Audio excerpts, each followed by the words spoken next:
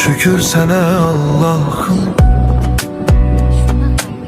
bugünümə, sabahıma.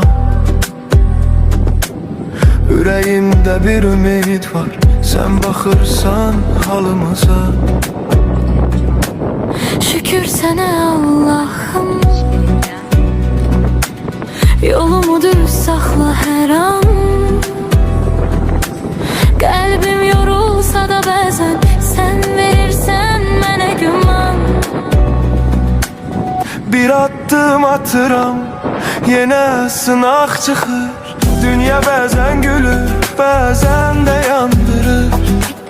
Amma mən bilirəm, tək deyiləm heç vaxt.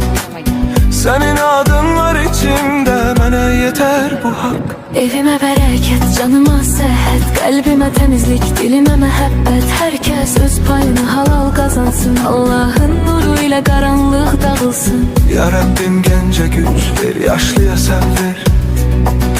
Qəmli olan ürəklərə biraz rahat